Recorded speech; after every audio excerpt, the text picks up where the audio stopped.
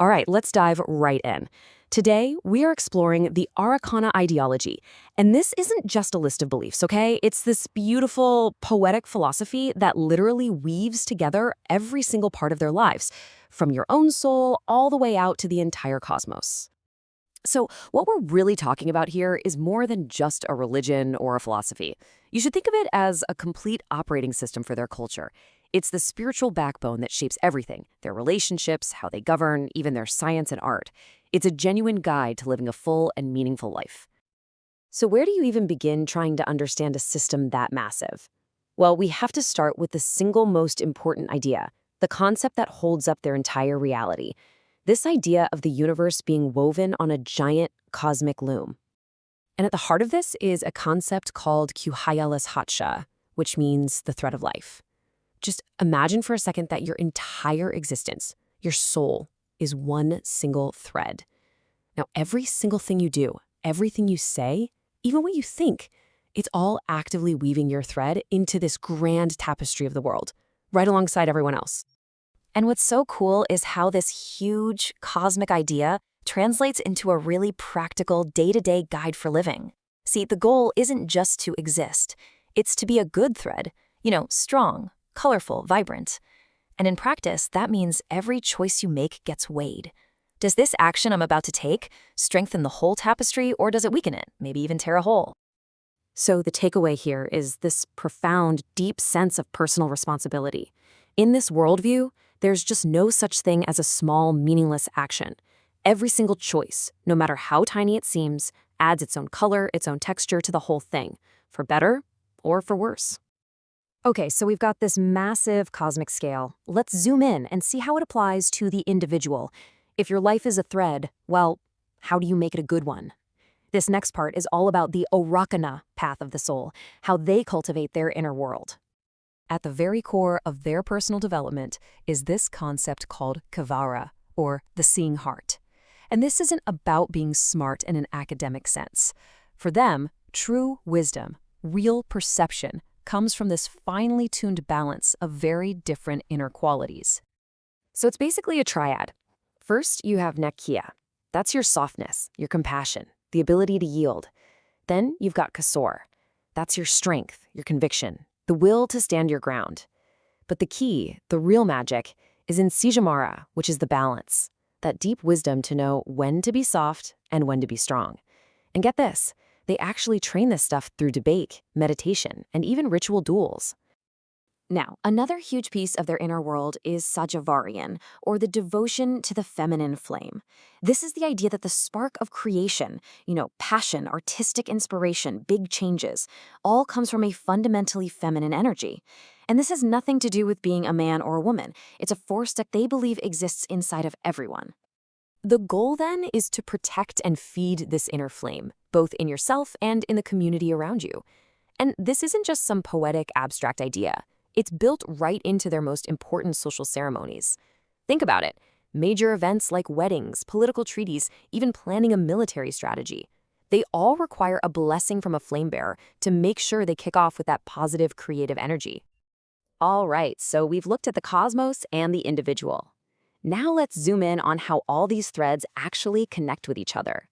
How does this ideology shape the social fabric of their society? It's things like unity, diversity, and relationships.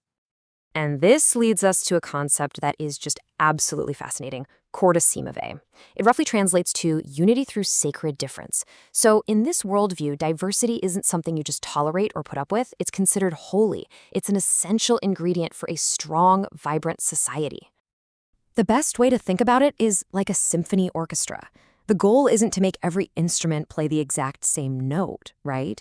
The goal is for each one to play its own unique part, to create something richer and more beautiful together.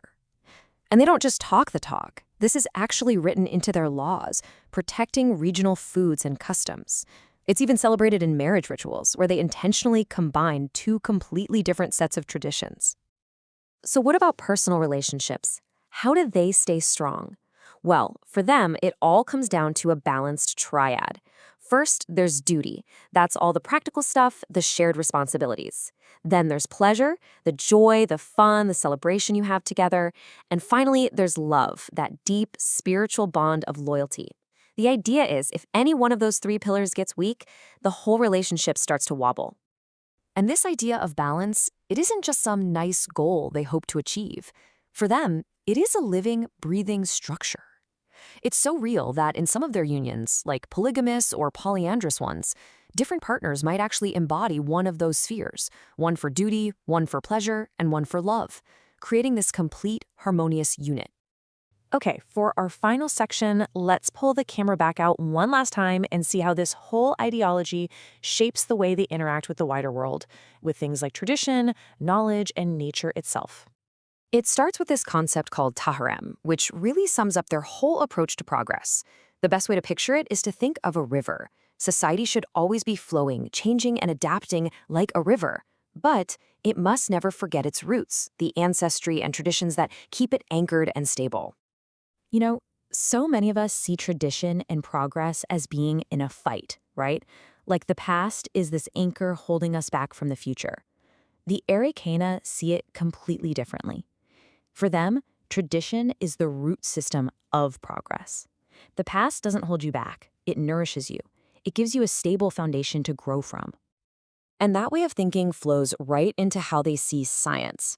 In their minds, there is absolutely no separation between the spiritual and the scientific. Every new discovery, every little bit of new knowledge is seen as a gift, another beautiful thread revealed from that great cosmic loom of creation. So what that means is that science has a sacred purpose. Its job isn't to conquer nature or exploit it.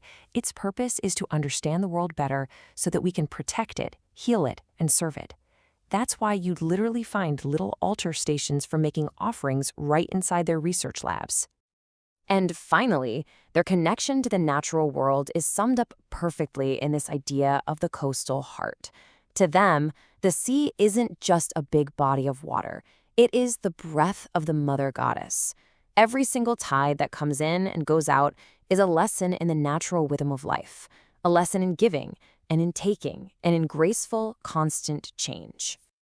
And there you have it, from that giant cosmic metaphor of the loom all the way down to the simple daily rhythm of the ocean tide.